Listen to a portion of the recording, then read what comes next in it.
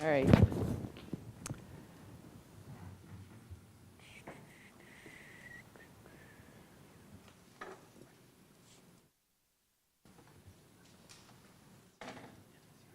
There we go. Yes, I have been here for a couple years, and it's nice to get in front of everybody and let you know what's going on at our place. If you've seen my previous presentations, you'll find there are a couple fewer slides with statistics this time around. And for most people, that'll probably be an improvement.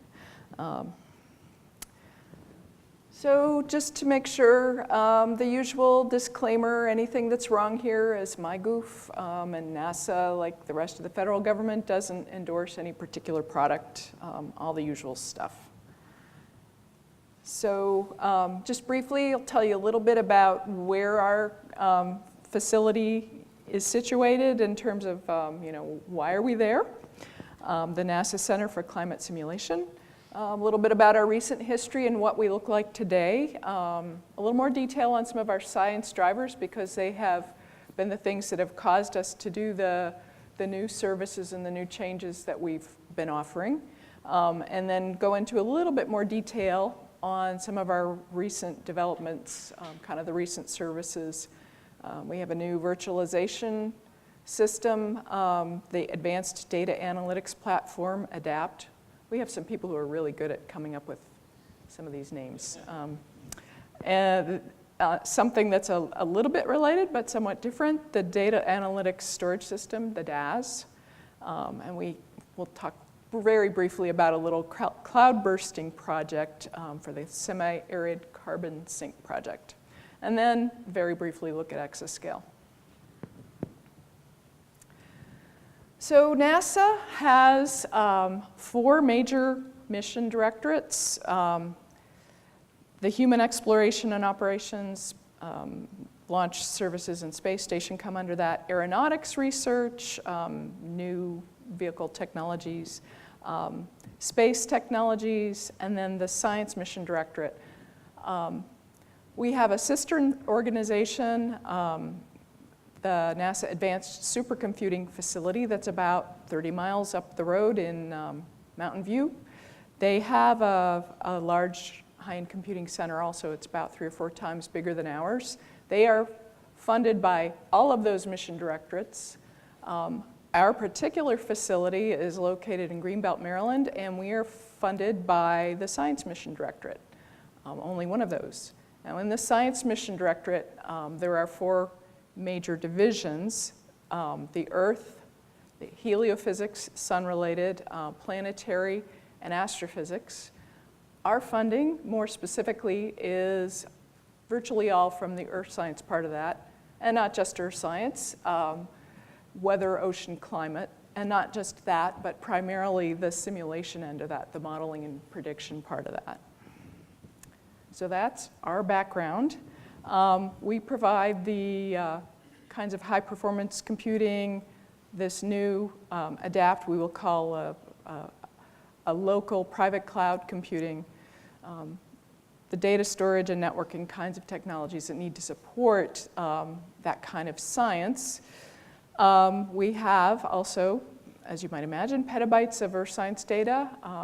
A lot of it is simulation data. We have a growing set of repositories of observational data as well. So we try to provide the means for people to collaboratively share their data, publish it, and kind of new and growing our analysis services.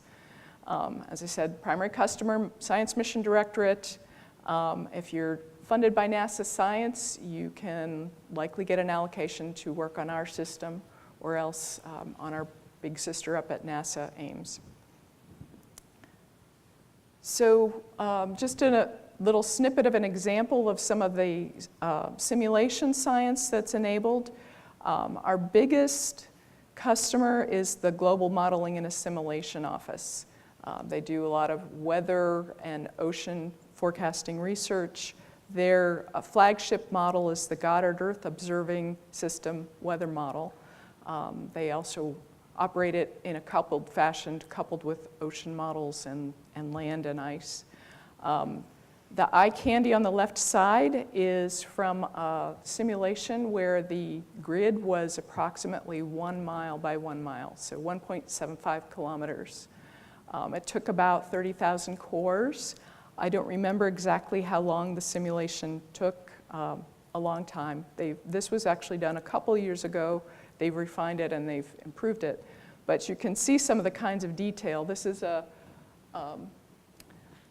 dust storm over Chad, and you can see the kind of detail you can get from that kind of a high-resolution simulation. Different, but kind of related, is the work that's done by the Goddard Institute for Space Studies. They have a large number of researchers there. A lot of the work that they do on our system deals with exploring climate forcing, so they run much longer simulations. Also, the Land Information Systems folks have models that deal with different varying land types and the inputs from the both from the Weather Service rain gauges and from satellite-borne observations to look at how the land surface evolves. We have a growing use by the NASA carbon research people, both on Discover, which is our traditional HPC system, the large Linux cluster, and increasingly also on the ADAPT system. The Arctic Boreal Vulnerability Experiment above is one of our big customers, particularly on ADAPT. New and related is the High Mountain Asia team looking at changes in glaciers in Asia. The semi-arid carbon sink study, some of this is done on ADAPT, and some, as we'll see later, has been being done on cloud bursting on Amazon Web Services. So with this new focus of supporting the NASA carbon research, a lot of which is observations-based, we have many new data sets, not just our traditional petabytes of simulation data, but now petabytes of observation data. And we're offering new services, some of which we have recently finally stood up ArcGIS, Esri, geospatial information system for analyzing and looking at the imagery. We've been able to get very high resolution imagery from the National Geospatial Intelligence Agency and some other sources. And through some innovative things we'll see later, we have some connections to external data at Goddard. Okay. In addition, ADAPT is attracting some other science customers and also a little bit of the engineering crew as well. Planetary defense isn't trying to defend us from other entities on our planet, but rather trying to look at near-Earth asteroids. There's a group that we spun up some virtual machines for, and we would call them the asteroid hunters. That was a fun group.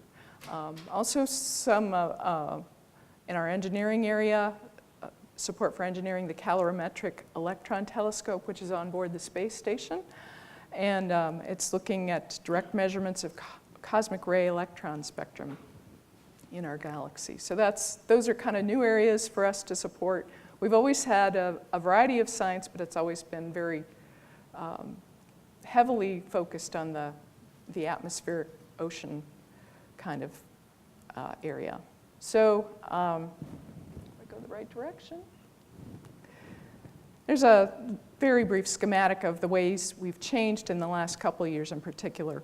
On the upper left, the FY15 picture shows our kind of three primary services at that point. Our traditional large-scale mass storage, our very large HPC cluster that we call Discover, and our data portal, data sharing, data publishing services. Those, with the advent of our new ADAPT virtualization system, the data portal and publishing services have now been moved to that platform instead. And we also have this virtualization of, those are persistent services, but we also now have a new set of VMs available for analytics and things like that. So the idea there is, at this point, move the data to the analysis. So that was our FY16 new set of services. For FY17, within a month or two, we hope to finally deploy our data analytics storage service. And it both has HPC-style beefy compute, but also a lot of storage. And the idea there is move the analysis to the data. A little more detail on those particular systems. ADAPT, and you'll hear a little bit more about some parts of ADAPT this afternoon from Scott Sino, who is one of the architects and definitely the implementer. It's designed for large-scale analytics. It's, at least its initial parts were mostly repurposed HPC nodes that were no longer used in HPC. So we've got a lot of hand-me-downs. We do a lot of repurposing. It's intended for loosely coupled applications. The hope was to have a place where scientists wouldn't have to move 3 or 4 terabytes of satellite data onto their local workstation, do some analyzing, then move that off and move 3 or 4 more terabytes for another area and do that analyzing and say, oops, I did something wrong. Now I've got to go swap that back out and swap that back on. ADAPT has a large storage system. Once again, Scott will be telling you more about some of how that's been put together. And the idea is to have this large area of storage and a number of VMs that people can use to do the analysis. Dirac is our traditional mass storage. We're up to about 65, 67 petabytes of data, mostly simulation data, some observations. We have about a 5 petabyte disk front end. And the traditional HSM back end, it's SGI DMF.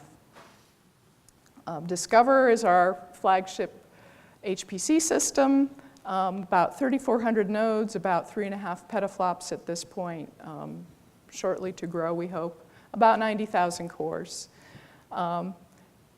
New in the last few years is we've significantly increased our scratch space. We have a somewhat flatter hierarchy than some other sites. We don't have campaign storage. We don't have burst buffer. We have scratch space on Discover, which has probably grown about 10x in the last 5 years. And we have our traditional mass storage, and then these new middle spaces. ADAPT is one, and DAS, as you'll see, is another one. DAS is the data analytics storage system, smaller than Discover, and actually in this case we didn't just reuse old HPC nodes, we got some new nodes and petabytes of storage with some innovations on how to make analytics better for the climate, ocean, weather folks. So here's my one statistics slide. The red shows essentially what we've delivered for HPC resources from about 2010, mid-2010 on. The blue jagged line is what we feel comfortable. If you stay at or below that level, your customers are reasonably happy and your management is reasonably happy on utilization. The red is what was actually used. The units there are what we call standard billing units. On Discover, it's roughly not quite 10 core hours for standard billing unit. And the SBU is derived by running benchmarks, real benchmarks of real NASA applications. So when we buy a system, we say, okay, we're adding about this much. So as you can see, the users keep it pretty full. The black line that's on the top is the growth of the mass storage, our traditional HSM mass storage. And if I'd had more time, I would have calculated the slope of the line. But you can sort of see there are kind of 3 different regimes. In the pre-2011, it's growing some. Between 2011 and about mid-2015, there's an uptick. And then with the recent additions and the recent increases in some of the resolution of the work that's going on. You can see that the slope is upticking again. So one question, of course, would be, well, what's driving that? And again, as I said, our biggest customer is the Global Modeling and Assimilation Office at Goddard, and it tends to be that they are running more ensembles of their models and running higher resolution models. Their research simulations tend to be about 10 times finer in the horizontal, each X and Y direction, than their operational. They don't like us to say operational. NASA is not doing operational weather forecasting for the public. That's NOAA's job. What we do is research forecasting. We collaborate closely with NOAA. Some of the technologies both of us share. The GMAO has a mission to take some of the Earth observing satellite observations and turn them into useful things like fields of temperature, pressure, the dust storm as you saw.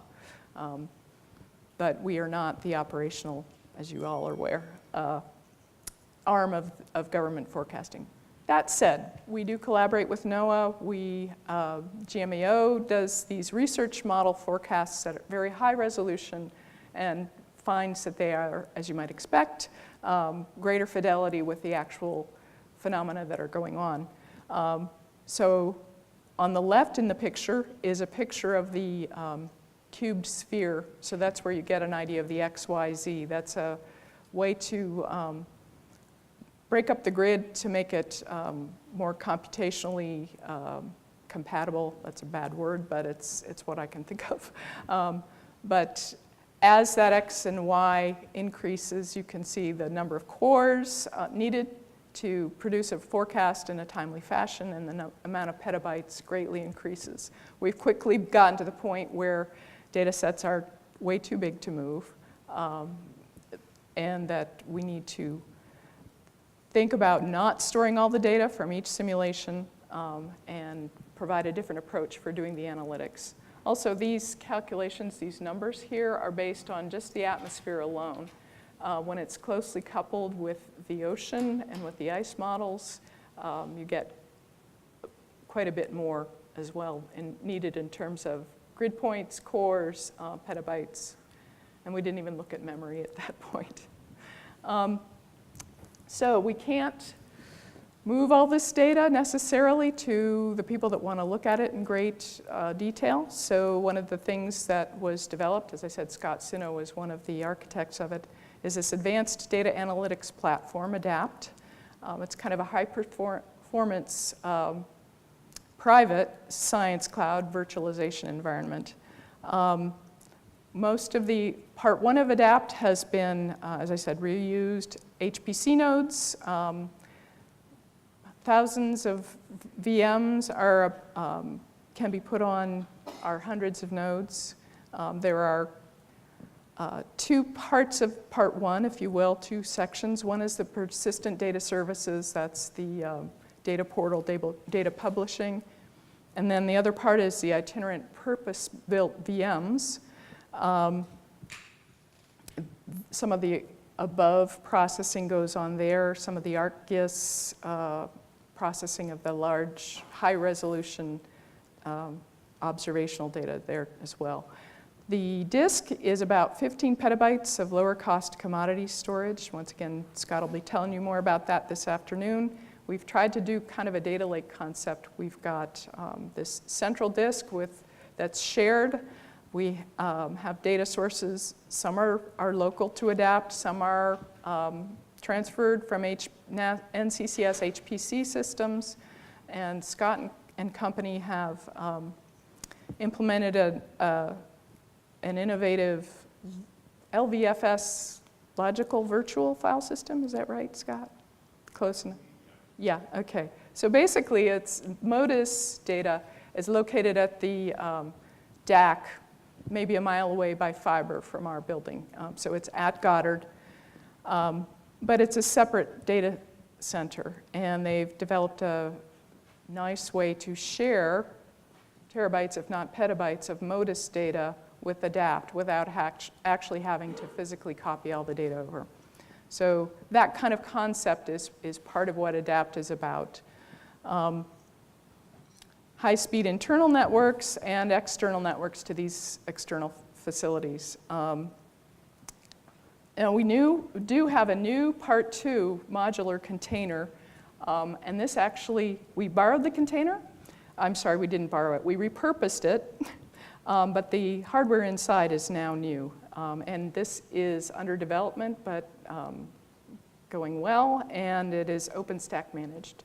So just to show you an example of some of our repurposed, that's the outer part of the container. It's a modular container. The guardian there is our watchdog, watch groundhog. Actually, there's one of our systems folks went out there and found that fortunately the groundhog is resident under the container, not really in it. So that's ADAPT. The new system that we hope will be on board in the next month or so is the DAS, the Data Analytics Storage System. The motivation is somewhat similar or largely similar to ADAPT. Like everybody's been saying, data movement is difficult. People want to do analysis. The platform, the HPC platform, isn't always the ideal spot for it. So the approach was to create a true centralized storage, and in this case, move the compute to the storage. So we've got, I believe, close to 20 petabytes of data in the DAS, or the capacity for that. And it is or will be shortly mounted read-write to the ADAPT system, also to the Discover cluster and to mass storage. So the idea is this can be an even larger pool of data that is shared in an environment that is made available for high-speed analytics. Now the new innovation with the DAS is that we are using GPFS as the primary storage underneath, but we're using the Hadoop connector. So the data on the DAS can be either analyzed using more traditional POSIX approach, or you can use Hadoop-like tools to get at it. And one tool in particular that's being developed with folks at George Mason University and others is the spatio-temporal indexing approach, or SIA. And I won't go into great detail, but the idea is to create a query model, because the atmospheric data is all time and basically grid-based. If you have a model that can kind of bridge that time and grid knowledge of your data with the key value-based MapReduce, you can provide powerful ways to analyze the data, both via the older non-Hadoop kind of approaches, or now new through this spatio-temporal indexing approach.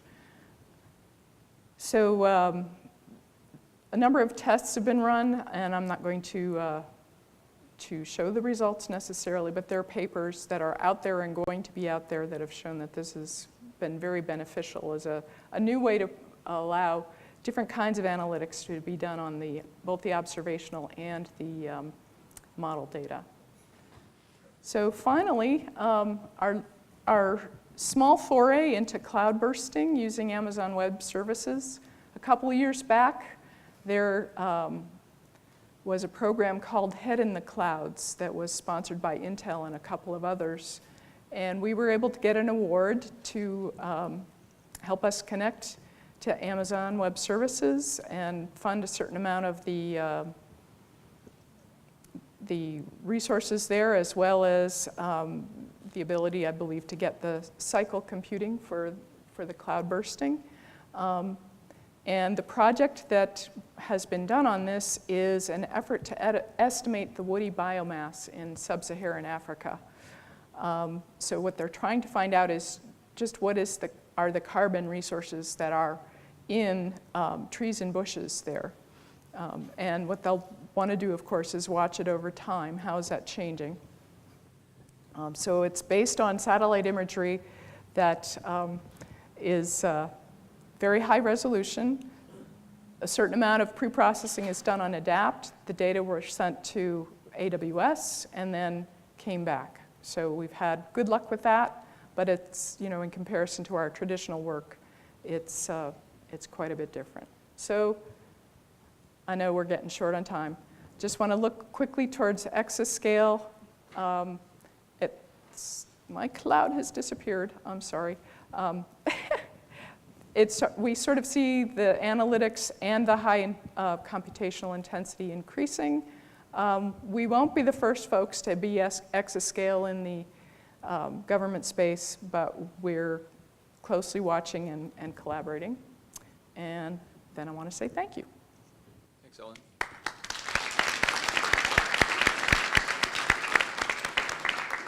One question for Ellen. We've got one question. So one of the purposes you described of the DAS was to free up space in the high-performance file system. Well, I noticed that the DAS is only a fifth of the size of the high-performance system, and also you said you were using GPFS. So what about that file system makes it more economical or lower performance or in any way different from the file system on the HPC? Well, the guy that's the expert is standing up. That's Scott Sino. One quick thing is our HPC Discover Scratch is DDN. It's DDN based. Right. DDN serving up what? GPFS or? So Discover, Discover, the large HPC has 40 petabytes of DDN HPC storage, GPFS. Okay, so the back end storage for the Discover platform are more traditional ready-made appliance kind of units like a DDN or an EMC or whatnot. What we've got, what we kind of prototyped is test of concept and adapt and are software array back systems, whereas the DAS is comprised strictly of JBODs. Okay. Disks presented simply to those.